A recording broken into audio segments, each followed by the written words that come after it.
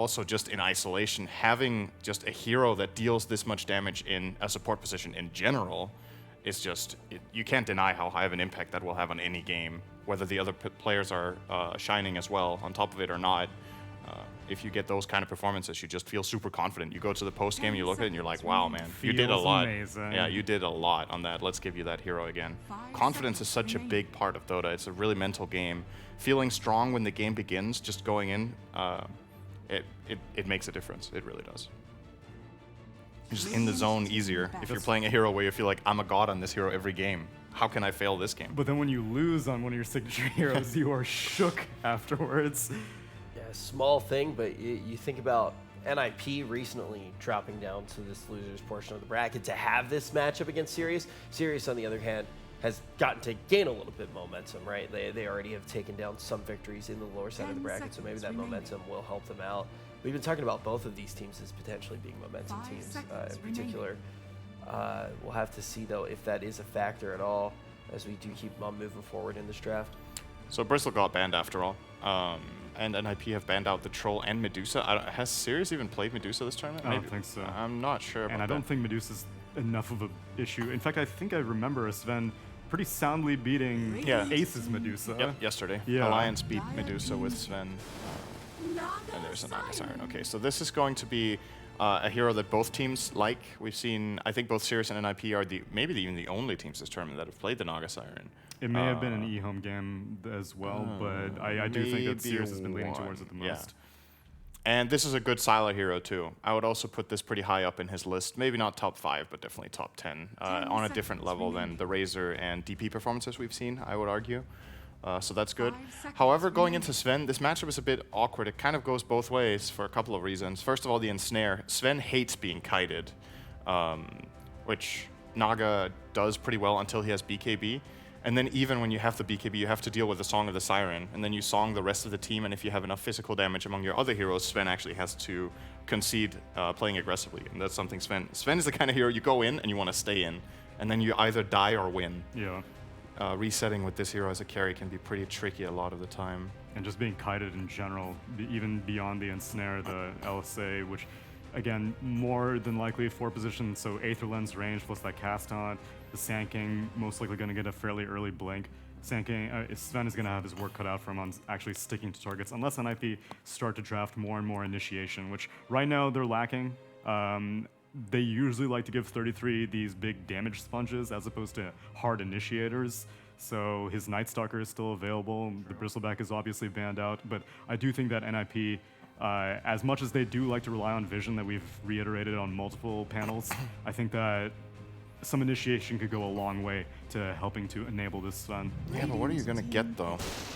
Okay, that's vision. Not what I had in mind, but yeah, it's definitely vision. It is vision. A very unusual pickup here, and I don't think Peter placed this hero as a 5, so this is giving away quite a bit of information. This should be a mid-Zeus. But does 33 play it as an offlane? I'm not a fan. I've seen Zai pull some offlane Zeus in the past before, but that's secret. Perhaps it works if you specifically know the matchup is Naga, because she can't play that aggressively against you in lane. Right, so maybe all you can that get away armor with it. means nothing against the magic damage of Zeus. And she doesn't provide the kill burst that Zeus hates laning against. She can't really go in and go aggressive. It's clearly a counter pick to the Naga Siren. Lots of AoE damage, trying to deal with the illusions and fights. What I was wondering when NIP banned this Troll and Medusa, I was starting to think about, are there any overlaps that for carries that they want based on these bans, or are they just protecting their Sven? Is that it, or is there something here down the road that, okay...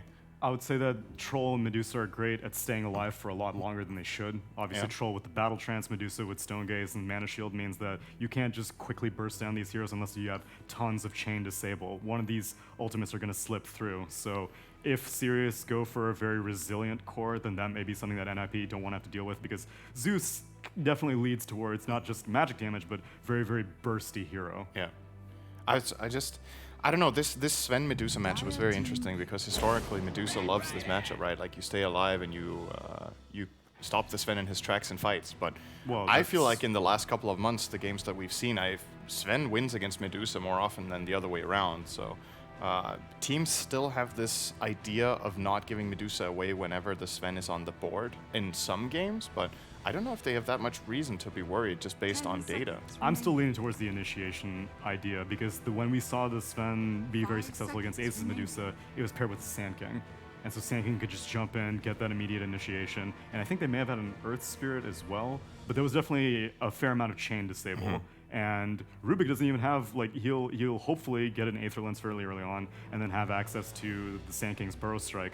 But then Rubik kind of has to get into the fight himself, and he doesn't want to have to deal with Naga Siren, Radiance. If you Burrow Strike in, you're dead. Yeah, exactly. Pretty much. Exactly. But the stun it feels so good. Arcane It's Supremacy, good. it lasts so long. It is good.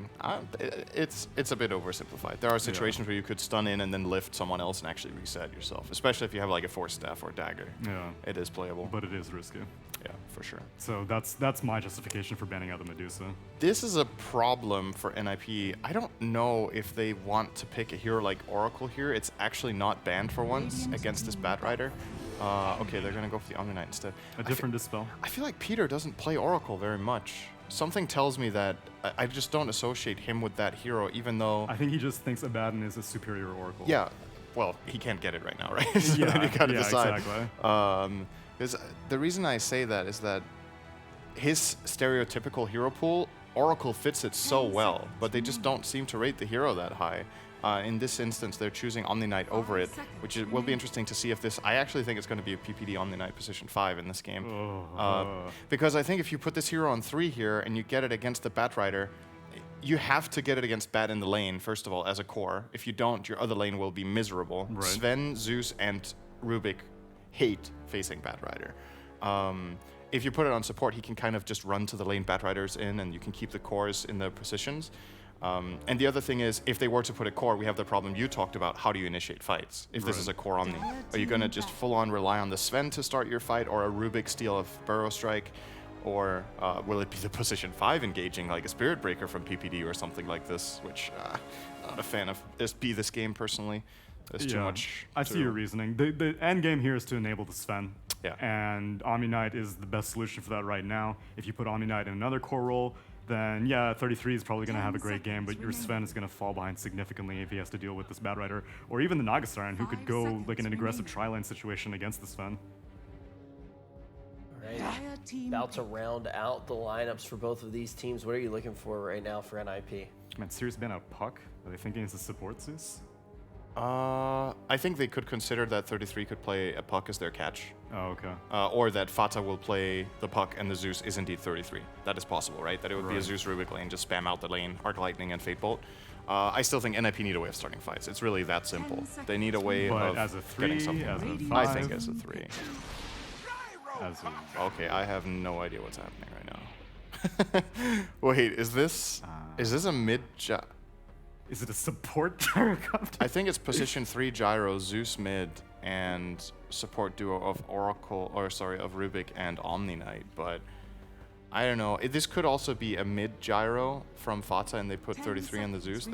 There's no hero here that stands out to me as a 33 hero apart from the Omni Knight, but at that point your support duo is kind of awkward. So well, on the bright side, I'm you not now sure. have 2 heroes who are somewhat okay with Batrider. Gyrocopter is not too depressed about having to land against He's a okay. Batrider, and Omni Knight doesn't matter too much. And so, And Gyro's good against Naga in the mid game. He has a lot of AoE damage to kill illusions. if he, I mean, like, how much farm is he going to get here, though? I hope he's not support, because then he's not going to get a lot. Last pick coming in here, it will be the Storm Spirit for ESD. They've been picking this hero a good amount. And they've been successful in Europe. They have been successful. Show me the names. Don't take away the draft from me. I need to see who's playing what. I think the X factor of this game has to be the Omni Knight. There just needs to be something happening here from NIP. PPD, Rubik, mid It is gyro. 33. So the support duo is Rubik Zeus. And it's a 5 It's a Rubik. mid gyro, 5 Rubik. I don't know. This may be even weirder than the Treant Protector first phase that Yeah. they did against Sirius. I've seen Not some too pretty sold. weird stuff in my days. We did watch a lot of Mineski games. Yeah, I'll be honest. I did not expect Sind to ever say I have no idea what's going on. So that's a pretty telling You haven't watched thing. his stream very But that, much. I mean, honestly, it can be a good thing because it probably means that Sirius are a little bit confused too, right? Like, what exactly is going on? They see this gyro pick. They don't know the hero allocations yet. In the end, now they do know the Omni Knight is a core because it's picked by 33. But when they have to go for their last pick, they don't actually know what roles the enemy team is playing yet. Sure, but I don't think they look too frazzled. ASD Storm Spirit's a comfort No, pick. Sylar absolutely Naga's comfort as well. So I think that even though there is probably a lot, like I have no idea how this landing phase is going to go. I have no idea who's advantageous in this situation. But it's going to be fun to watch. I think NIP's lineup, either it's going to look genius or it's going to fall flat. I don't think there's going to be this in-between where it looks fine and it's a close game and then they end up winning. I think either there's something we don't know here or this is just...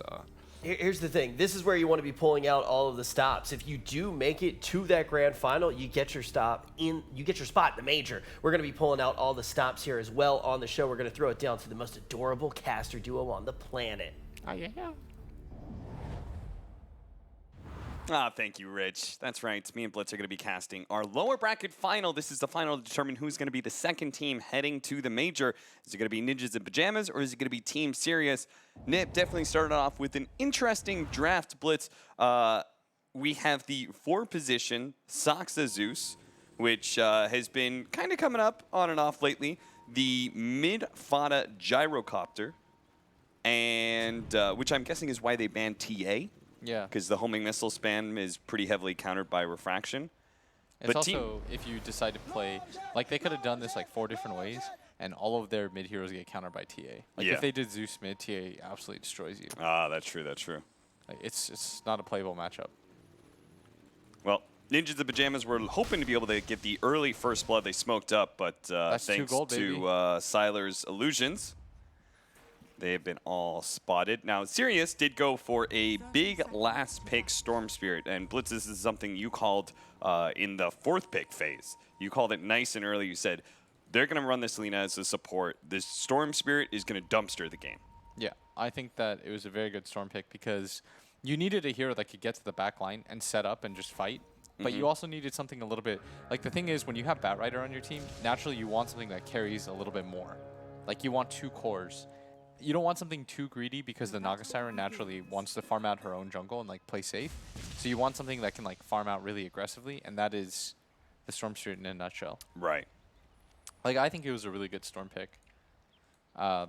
If it was a Zeus mid, which I think that was the knowledge they were operating under, even with the Gyro pick, it's very good against Zeus. Because you're playing, like, even if you have equal net worth, Storm will always kill Zeus. It's just how it works. How do you think Gyro versus Storm Spirit goes? I would imagine it goes okay for the Storm just because you have high armor and you can just trade out farm. Like, that's the thing about Storm is I consider a winning lane if you trade out farm. Right. Well, we'll see how it goes. I'm expecting some Fada homing missile spam, maybe. I'm not sure if that will be good against the Storm Spirit. I guess it'll be good up until he actually gets his level 6. Yeah. And then the missile is impossible. For all you gamers out there, if you want to dodge the missile with Storm, you don't continue to zip away, you zip into it. You face your fears, run into the rocket head first, and you'll get the last hit. It does mean that Sirius had to, they had to draft some very greedy supports. Right, because we're moving this Lina into a 5 position. You have a 4 position Sand King. Oh, no, excuse me. They have a 4 position Bat Rider. 4 Bat. And a 3 position Sand King. Okay, I actually like that a little bit more, just because I think Sand King having the initiation for the team is really important. Yeah, this lineup, like, on both sides is pretty wild. I mean, NIPs is definitely a lot more, let's say the word interesting, because Zeus has long been considered one of the best counters to Naga, obviously, and you have good catch potential against her, but the thing about it is, like, when I play Storm, what scares me is the 4 position. Like, the enemy 4, if he has some sort of catch, like some Earthshaker that as soon as I jump in, he has some counter jump, that's what annoys me. Like we saw when ASD played against NIP's, or not NIP, Alliance's Earthshaker. Even though Alliance ended up losing the game, ASD had a terrible game. You know, when you said that, all I could think about is this basically just being a flowchart, and we're going to call Ninjas in Pyjamas draft interesting before we know the outcome of the game. and then we're going to call it bad if it loses and genius if it wins. I mean, that's it's a really fine line, right? Yeah. Because there's no way that you practice a draft like this. There's no way you did. This is like a gutsy call. This feels like something Secret or Wings would do, where it's just like, well, we think this might be okay. Let's just try it out and see what happens. So Fada is instead just going for the maxed out rocket barrage instead of the homing missile spam. Homing missile spam, if I'm not wrong, was the way you used to play mid gyrocopter, right? Yeah, but I also think it's a very unreliable way to play mid gyrocopter. Well, like, why is that? You feel like you need rocket barrage for fighting and stuff? Yeah, and you also need your flat cannon just to farm. Like, if you max out your missile, I think you're just in a rough spot. Plus, it's not that good against all these heroes. Yeah. Like, it would only be good against Storm in the laning phase, if you think about it. Like, that means you're all inning for a kill, and Soxa's not really going to come mid to gank. Yeah, So you have some pretty highly mobile heroes, some of which have dodging mechanisms against homing missile, like Sylar with his mirror image. And the Storm's about to hit 6. It's not great to use it against the Sand King either, because he has a way to get out of the range of you anyways. Right. So you might as well just not commit to getting it. Like, this was purely meant to counter the Naga Siren, which is why I think the Storm was a very good pick. And I think it made a lot of sense, especially after the puck ban. I told you, like, oh, they banned the puck because if it's offlane puck, then it's great against Storm. Yeah. Plus, Fada plays a very good puck if they need to in a pinch. So how is Sylar doing right now? He's 15-0 on the Naga compared to, what, 33's on the night? Where is he? Oh, geez, he's 22-3. He's top. I didn't see him at first because I didn't realize he was going to be top CS right now. So this Omni Knight seems to be doing very well in CS, thanks in part to Soxa just being in lane and spamming spells over and over again. I mean, Lina Naga sounds like a really weak lane. Yeah, for sure. But this Top lane, we're going to try and go for a Firefly, running over Ace, but the toss back, good telekinesis hit onto In July. They're still trying to chase him down with a TP coming out from Soxa. They're now going to try lane it to make sure that Ace is no longer threatened by this Bat Rider. Ace did fake it for a second, but both teams counter each other in a way. Like, I think that NIP has so much clear. Like, they have Rubik, Sven, Zeus, Omni, and Gyro all come with AoE. Like, I haven't seen that good of a lineup against Naga in a while. So they're sort of conceding that they might have to go into the late game against this hero, as you will against a Naga. I don't think you ever want to be put in a timer against Naga Siren. Just because it's so hard to pressure in lane, and then the split pushing is really hard to deal with. Yeah, and sleep is just the worst. This mid lane, Fada did get a level of the rocket, which I think is fine. Just to see if he can force some stuff out of ASD. I think it's always nice to have one level just for team fights as well, for the extra catch. And if you like go gank or something like that. Yeah. Fada, we'll see how much jungling he does as well. There is a very offensive ward from Team Sirius that they placed at the start of the laning phase. I'm not sure if, like, I just don't know how mid-gyro operates now. Is he going to be super active? Is he going to be super farmy like Vipers and Razors became at some point? I think what ends up happening is he farms and the Storm just gets the runes. Similar to like the TA versus Storm matchup. You just farm, the Storm will go gank. You'll take advantage of that by pushing in the lane. I would imagine is how you would think about it. Peter just trying to secure the 6-minute power runes, making sure Storm Spirit doesn't get that one. Throwing out the ultimate like that, Fada is going to be pulled back potentially into his death. The LSA barely lands, but it's enough. As ASD should be able to chase him down with the extra bit of mana he has. That's going to be your first blood. And Peter Pandam, he's in trouble as well. Firefly with the boots early pickup means he's fast enough to be able to catch Peter in the next LSA and secure a secondary kill for ASD. I love how they just funneled all that golden experience to ASD. Yeah, as soon as he used the ulti, used all his mana, you could see that ASD was like ripping and roaring. He was ready. Yeah. He wanted to go for the kill, and Fada's got to be careful about that. This is, again, a very good Storm game. He has a lot of kill potential. And ASD had a shrine to work with too, so he's actually going to go hit the top shrine, then TP bottom, because he knows that's where the power rune was, I think, at one point. Oh! Okay, Sylar did not expect that amount of burst damage. And the TP took so long because he TP'd to this bottom shrine, where Oh, ASD did, and he didn't expect that. I think that's why, at first, NIP didn't hard commit for the kill, and then Soxa probably hovered over, and he's like, this TP is not going to end for at least another second. Yeah. The Arcane Rune that Soxa denied the Storm Spirit. Doing good work top lane. They're trying to catch Ace here, but he's going to turn and fight into Firefly, killing him thanks to 33. Taking off the sticky napalm stacks, there's no threat of the Tianming Batrider. I'd be so tilted if I was Sylar. Like, why'd you TP down here? Yeah. You just wanted to TP To the try shrine? and get the power rune at 640. Yeah, come on, ASD. You know, if Peter's set up at top, you gotta think that Sox is probably controlling the bottom rune too.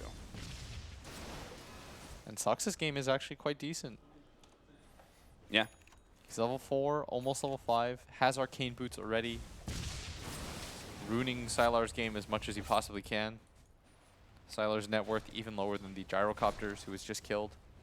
It's definitely one of those 4 positions. You want to give him a solo lane at some point. Jumping forward, Ace trying to get the Stormhammer, does manage to get it onto the Batriders he finally shows, but in July just wants to keep chasing 3 seconds until he has the Burrow Strike. He has stick charges as well to be able to give him enough mana. It's going to be a close call, but they will be able to bring him down underneath the tier 1. Tianming is very dead, but in July is actually going to be found by Fada's rotation as well. And the Storm Spirit a bit too late to the party to do anything about all that chaos. So 1 for 2 exchange. They do shut down Ace. He is currently sitting lowest of his 3 cores, but trading off 2 heroes can't feel good. Yeah, and being spotted the entire time by this ward placement as ASD. If he just sat mid, would have gotten a little bit more out of this, but opted to instead roam. And I don't think he anticipated that movement by Fada at all. Like, you don't expect this mid gyro to make a move before you do. Yeah. It's just good positioning and a good read by Fada as he instantly TPs mid after that, so it's not even like he lost anything. You know, I'm always surprised. We'll see how he actually does throughout the game. Maybe I'm jumping the gun a little bit. But I'm always surprised at how well 33 makes these atypical offlane heroes work. I mean, he's like the only guy that makes Night Stalker look good. Yeah. You know? He is so far the only person to hard carry a game with Bristleback. That was one of the most extreme performances I've ever seen. And his Omni Knight laning phase has gone very well for him. And he's just more of a core player, I think. Yeah. Like, you want this guy to have a good laning phase and hit creeps in an ideal situation. There are some players where if they play in the off lane, they're going to get very little, and they're expected to do a lot. But I think because Fada is such a sacrificial mid, that it's really easy for 33 to play this game. And you could see Fada doing just that. He's pretty much spending all of his time setting up at this top lane. Time and time again, ASD is also doing that with the Storm Spirit, though. They're going to try and jump Fada, but they've already blown through a lot of mana, and ASD is quite low. He'll have 1 little jump to be able to get over the cliff. That should be far enough to stray away from Nip, who were looking to contest the Bounding Runes and will get 3 as a result, even if they don't get a kill off of that rotation. The mistake there was you need somebody else to initiate, I think, in that position. Like, once the Storm couldn't really catch anybody and everybody was like funneling themselves back, it becomes really hard for ASD to commit. Like, you need your Sand King in a perfect world to find. Yeah. And that ward has revealed them now like 3 different times. The one up there at top. Oh, yeah. Like, this ward has ruined so many gank attempts from Sirius. Because Sirius think they're being smart by not going through just the pure lane.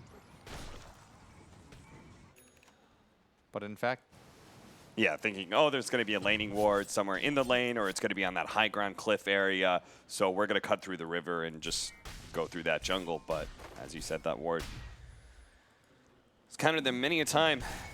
Oh, another really annoying thing we haven't talked about, a 4-position Zeus, and that comes with a free D ward.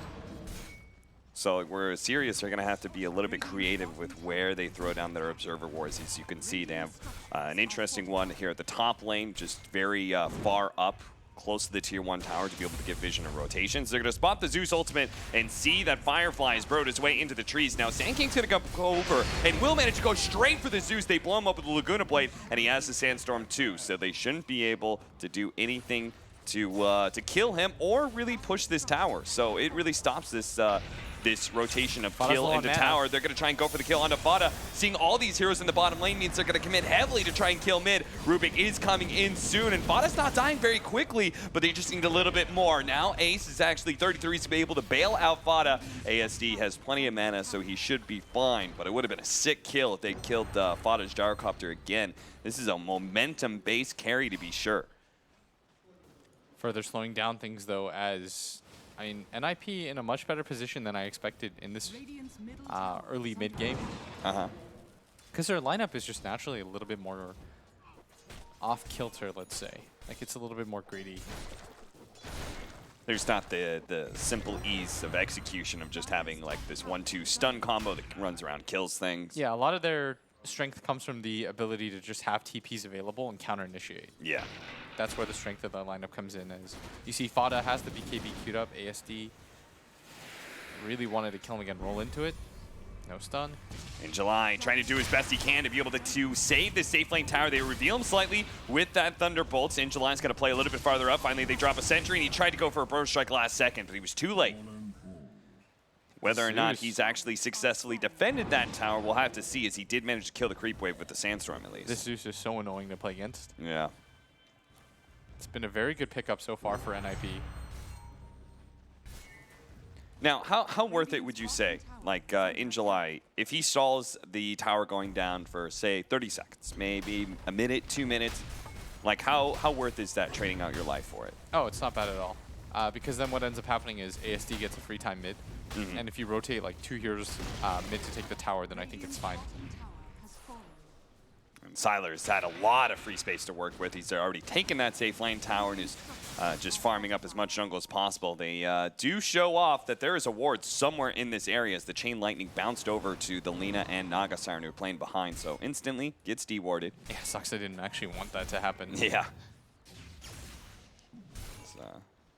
I will say that if there's a hero that Storm is bad against, it'd be the Omni Knight and the Rubik. The instant initiation from the Rubik is quite annoying. No projectile time at all.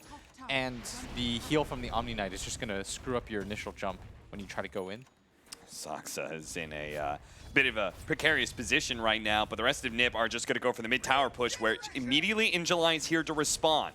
Gets that obnoxious Sandstorm in place. He's going to be telekinesis into the Stormhammer. Long jump in from ASD. In July hit a Bro Strike out, though, and the damage coming out from Fada and that big AoE. Now the cleave hits as well as the shots from Fada, enough to finish off In July as well.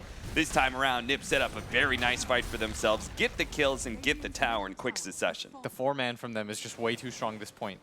I think they felt confident and they really wanted to be able to defend that tower, but Sylar wasn't going to come in.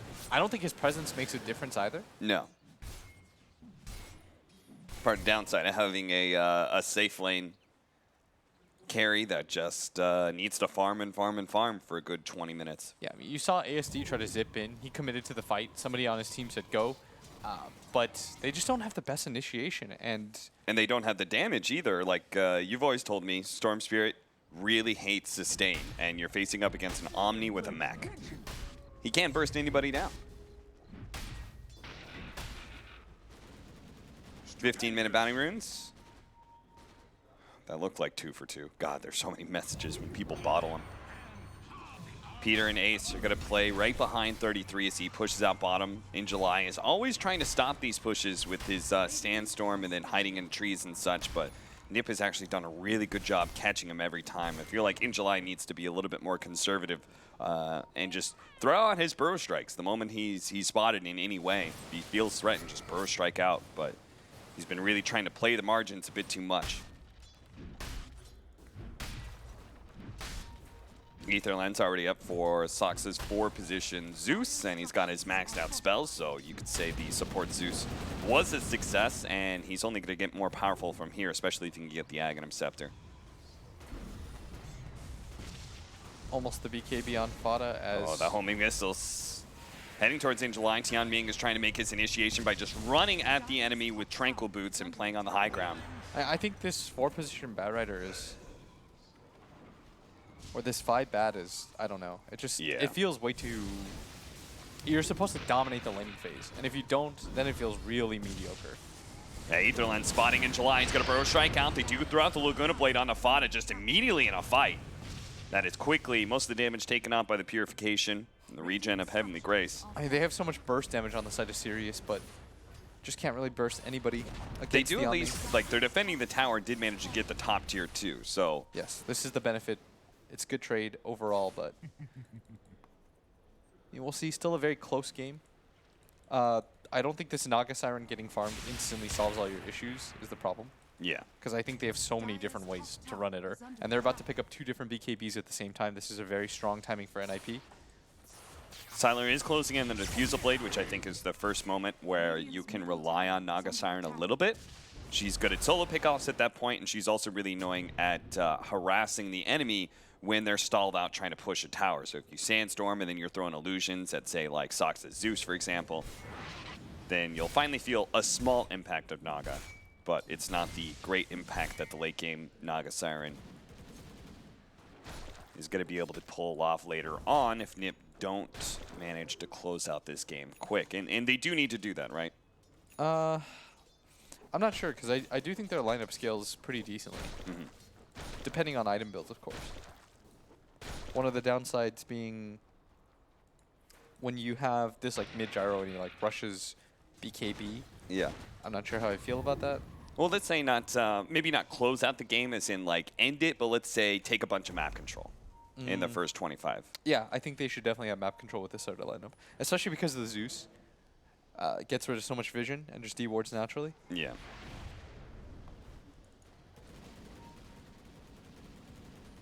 Four to 8. Game definitely slowing down here as Sirius do not want to fight into the 4 or 5 man of Ninjas in Pyjamas. Most of the time it's more of a 5-man with at least one hero farming somewhere near a tower. They're going to immediately blow up Soxa as he gets a little bit too far forward. Burrow Strike, Laguna Blade, fast kill. And this will hurt NiP's timing, where I think they were hoping to push in the bottom lane and go for that tier 2 again. Simultaneously have to be a bit wary of giving away that mid lane too much, as that tower is already low. Every tower that they lose just means more space for the Storm Spirit, Naga Siren to, it's just more open field for them to play and farm around. Now that the BKBs are up, I'd imagine that NIP might potentially want to take a smoke. Look for some sort of engagement, as Fada now has an Atos queued up.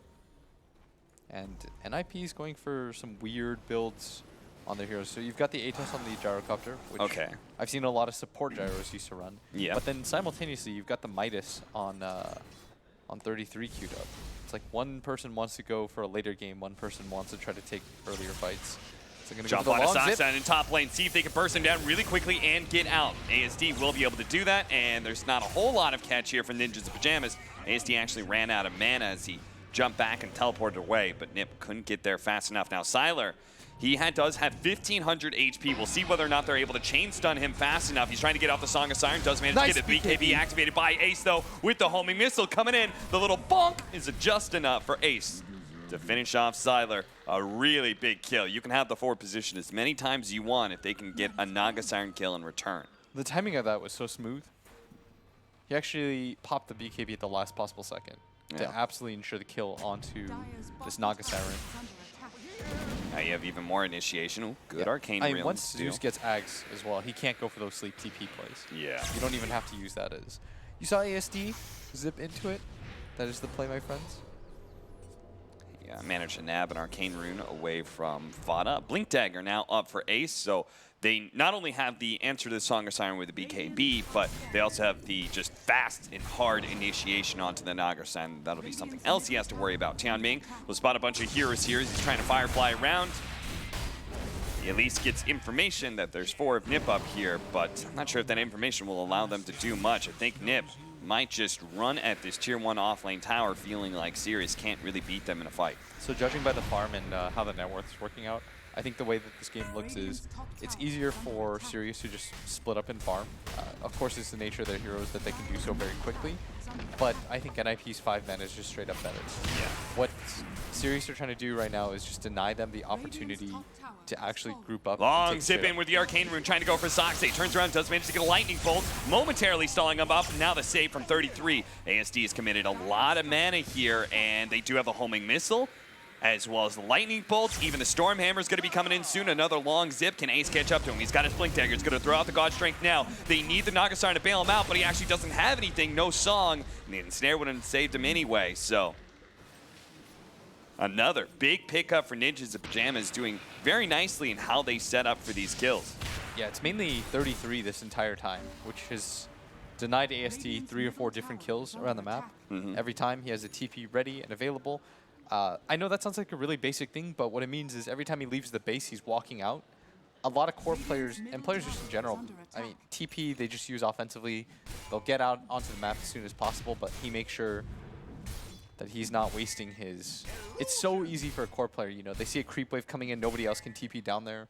Yeah. You just snap TP, but for moves like that, you have to be cautious and ready. And Sox is farming under the tower, so it's really easy to save him. Especially with Guardian Greaves completed for 33, and as you said, going for the minus after that. Like they might only have like one real hard instant stun, but it is very helpful to play against. Oof, the illusions don't quite finish off that mid-tier 1 tower while ASD is trying to go for 33 right now, but he just doesn't do enough damage. Too much sustain. When he gets like 6-slotted, the Storm will be the best hero on the map, but that is a far... Yeah, that's a dream and a hope and a dream. prayer. Yeah, you've got to continue this game for as long as you can if you're serious. Although I don't even think that NIP's matchup. They keep on trying to go for these kills, but 33 is still here, and he's still going to be able to protect Ace. Now, they do manage to get the telekinesis, found Peter Pan. Damn, so actually going onto the Sven gets Peter out of position, and they get a different kind of pick off. Yeah, he went for the spell steal there. It's a little bit odd. So they're going to go for the smoke themselves. I will say the reason why NIP don't feel comfortable going for the Roshan, because that would be the natural play right now. If a team is splitting you up and running you ragged, the best thing that you can potentially do is go for a Rosh. But the reason why they can't go for it is because... was left alone bottom lane. He doesn't have... Oh, he had a blink coming up in just half a second, but the Zeus ultimate actually stopping him and also giving vision. And I believe it just got vision of the rest of Sirius, who are all playing smoked up in the mid lane. Yeah, but having a Bat Rider and Naga Siren on one team, those are... Then on top of that, you've got a Storm that can zip in. They have 3 different ways to stop you from Roshan. What are you doing? Oh, okay. What are you doing? That was ambitious. He tried to farm up the neutrals and then get to the low ground, but he didn't get there fast enough when Firefly faded. Silly. 33 with his Invis rune. He's going to sit on top of Sylar right now. Sylar should realize this because of the DJ Nora, but there's going to be the Rod of Oteos. Immediately takes that off. He is going to pop his song. Spada also going with his BKB. Ace is also going to commit his BKB here. They know that Sylar, if they just stay on top of him during this song time, there's no way for him to get out. That's twice now. They haven't had to use the BKBs once for a team fight. It's just always been to kill Sylar when he thinks the Song of Siren's going to be good enough to save him. Playing really aggressively into the jungle. You can use your illusions for that. Yeah. You don't have to send your real hero out, a la TB. Jianming does break the rotation here from Ninja's Pyjamas. 5 position Bat Rider going down isn't that big of a deal, but they're going to get an extra kill here in Firefly, who is going to try and go for the TP out after the Stormhammer. A good play by him. Reading the situation, getting out appropriately. And if you see the net worth lead still staying within that 1K range, despite the fact that NIP have gone like 5 kills in a row, it's just because somebody on the side of Sirius is always farming. You know, I was giggling because I knew In July would die for that. Yeah. He saw Fada TPing, and he's like, oh, I'm going to stop that TP. I'm going to be annoying. Well, I don't think Nip cared too much. As that space, the TP was down to bottom lane, and there's plenty of other Ninjas Pyjamas cores who can go and farm that up. If anything, it seems like Fauna is going to pretty much just turn into a 3 position, unless he just continues to kill people over and over again. It's going to be our Sven and Omnia Knight and hell, maybe even the Zeus. As Zeus is closing in on that Aghanim Scepter. Those are going to be your bigger heroes going late game. Firefly, the other greedy support on the side of Sirius, is also going for an Aghanim Scepter. I do love Radiance, by the way, versus Naga Siren. Yeah. Just feels very good. Like, they have so many different ways to counter this Naga. It's actually insane. They're going to get a Radiance, a Maelstrom on this guy. I'd imagine an Aghanim Scepter is the next item pickup for the Gyrocopter, which he does have queued up. They have like 8 different ways to clear the illusions. And meanwhile, for Sirius, that means your Storm has to be the real 1 position here, which is why I think he went for the Bloodstone to try to just scale up. And he's going to go for a Bloodthorn next, but the item I think he really needs is a BKB.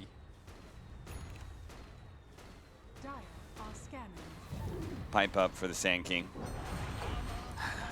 In July, I think is, I would be frustrated if I was him in this game. Because it just doesn't feel like you can fight ever. Yeah. And he just even doesn't- gets this big team fight item, but I don't know when you're going to use it. His team, but the weird part is like they have Alina and stuff like that, and it still feels like they just don't have enough damage. Yeah. Like, all he can do is occasionally Burrow Strike as support and they Laguna Blade and get a kill. But he can never really use, you know, his constant team fight powers to win anything, because they've got a 5-position Bat Rider who's poor as hell. He was thinking about a Blink Dagger's now gone Earn into Spirit Vessel, because they need a Spirit Vessel hero somewhere out of this. Feels like maybe in July should have gone for that against an Omni Knight like that. Even though there is the Heavenly Grace, like, you just got to do something. Just try and stop some of his healing power. And there's going to be a hard versus this Naga, but of course Zeus very good against this item. He feels like he needs it for the burst from the side of NIP and to be able to survive and have the BKBs wear out. That is the one upside for them, is that the BKB charges are starting to get a little bit low. I feel like Sirius want to go for like some sort of aggressive move, but I think it's a bait. I think you just keep farming.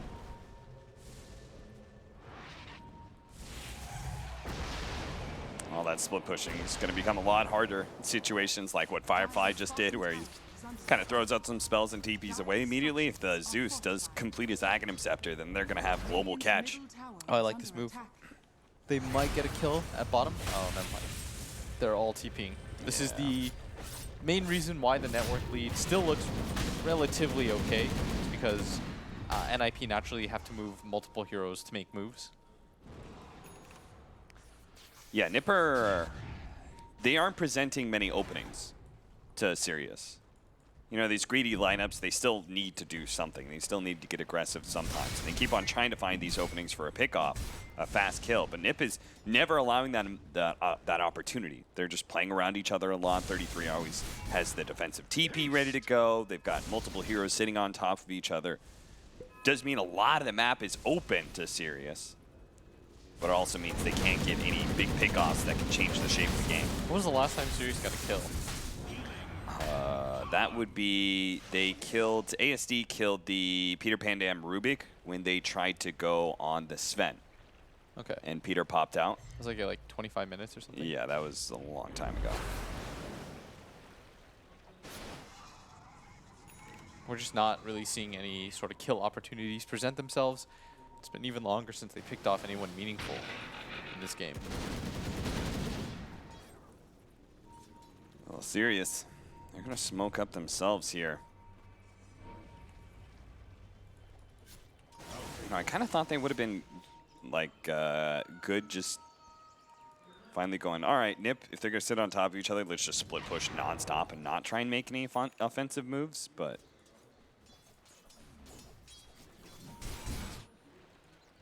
Smoke right now, setting up for mid lane, but again, 33 is right there, and they try and jump on a body. He already had the Heavenly Grace on him, so they're still going to try and burst him down real quickly. They throw everything they have in body, but he got the BKB before the Laguna Blade. Now the Saga Siren goes down, and they just got a full retreat at this point. They will only lose their 5-position Bat Rider, but blew a lot of big cooldowns like the Song of Siren, which is only level 2, so it's the 2-minute cooldown instead of the 80 seconds. And Nip knows what that means. Sirius made a mistake. Oh, they're actually going to go back in with the Epicenter. They're crazy. They're thinking about it, and they might just be able to work it off. They burst down 33, but Sven just cleaving down here. It's already taken out the Sand King, and now they're going to catch the Bat Rider with the dieback as well. Firefly doesn't have an escape mechanism. Ace chops him in half. Triple kill. They were all together trying to kill the Omni Knight. They were all stacked up one after another. They ran into Ace's Stormbolt. 2 swings will do it. Claims everyone's life aside from this Naga Siren, but she's not in a good fighting position against all of this AoE. She's going to go in. Does have to be careful here. Manta trying to get away. Does get out of the small bit of catch.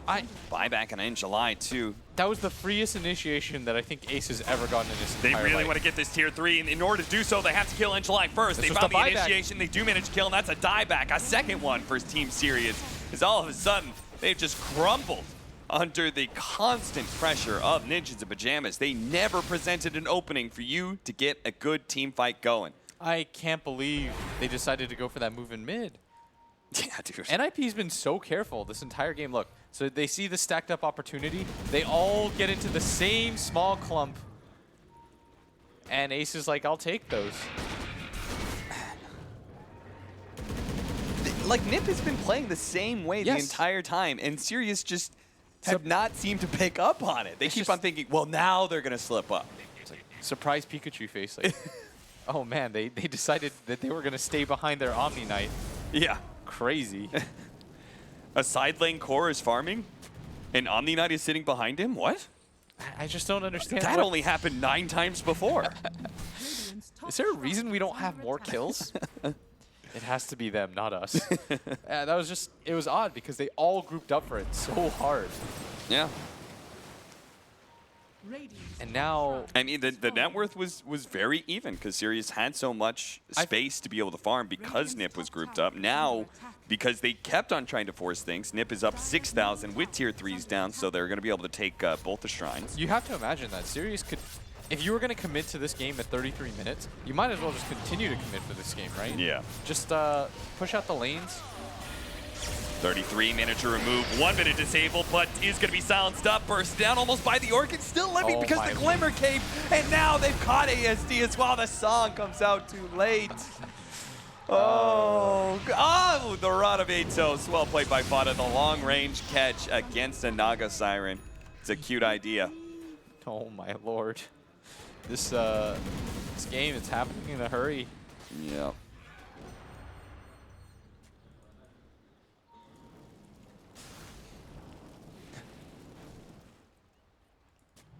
This so has now here's happened what we like do. We go and try and burst down one of their strength cores next to a tower. It'll just keep happening too.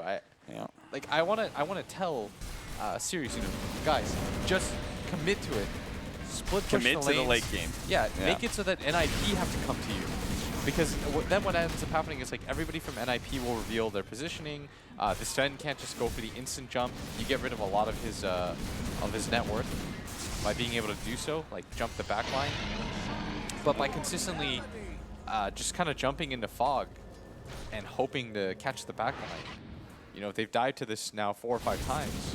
More than anything, this Storm needs information. Right? Yes, they don't have it because of the Zeus.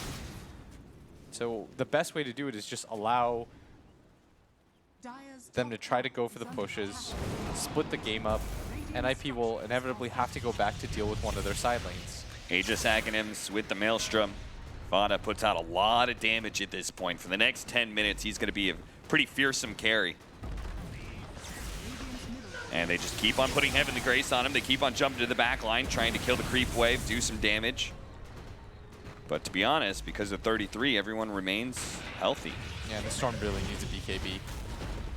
Epicenter coming in through the side. 2-man throw strike. Trying to burst down these heroes. They do manage to get off the Omni Knight ultimate, but it's not quite enough to be able to save the Rubik. Ace is quite low as well, but they have to jump away from him because of the BKB God Strength. They need to use their mobility, though, to catch these heroes, and that's why Sylar is sitting on the side here, trying to get the vision. The Storm Spirit can try and make another long zip in. Sylar's also keeping up with these heroes. Now here comes the zip from ASD, trying to burst down Fana. Fana has the Aegis, though. They're committing really heavily for a hero that I think NiP could easily turn around and protect, and sure enough, they do. Good thing that Sirius does not overcommit, though.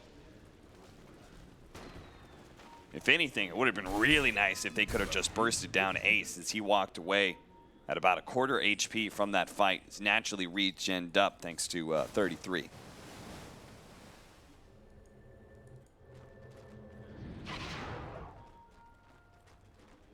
In July, TP's bottom. He's going to deal with this wave. Try to force people back, and look at how careful NIP's been this entire game. Look at this.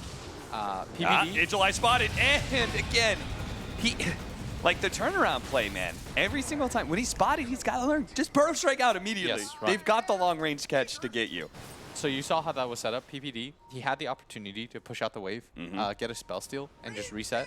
But what he does is he waits for his gyro to come in first. Like, they're using the buddy system here perfectly.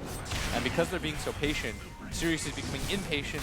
They're just trying to make moves everywhere on the map, go for kills that they can't possibly get. I mean, they've gotten, what, 2 kills in the last 12, 13 minutes? Yeah. Killed the tower, killed Peter and 33. And then before that, it was Peter. Before that, it was Peter. Yeah, it was about 12 minutes.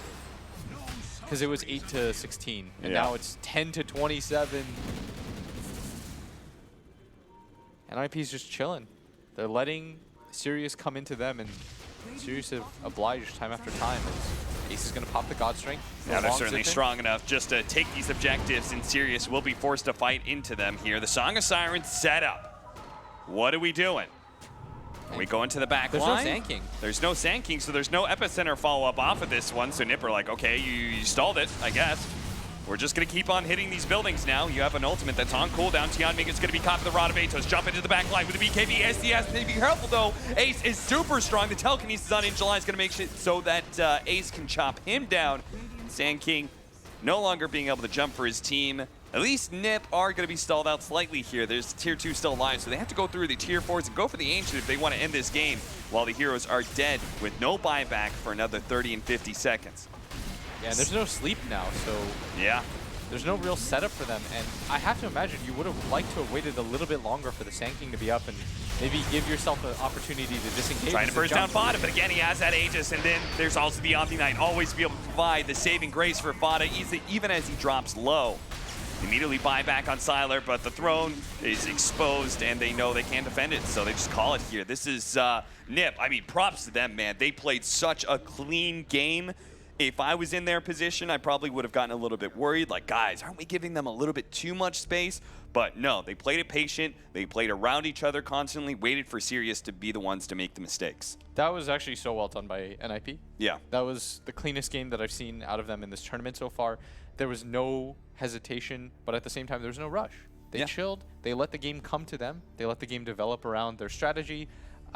They put Sirius into a position. I shouldn't blame Sirius so hard, because I think part of it is that because NIP were so patient, they felt very antsy, like they had to make a move. And NIP, they waited things out. They understood that as long as their Omni Knight always kept the TP, he didn't need farm. All he has to do is counter-initiate every single time. He doesn't have to play in the front. Ace can do that. The Gyrocopter can do that.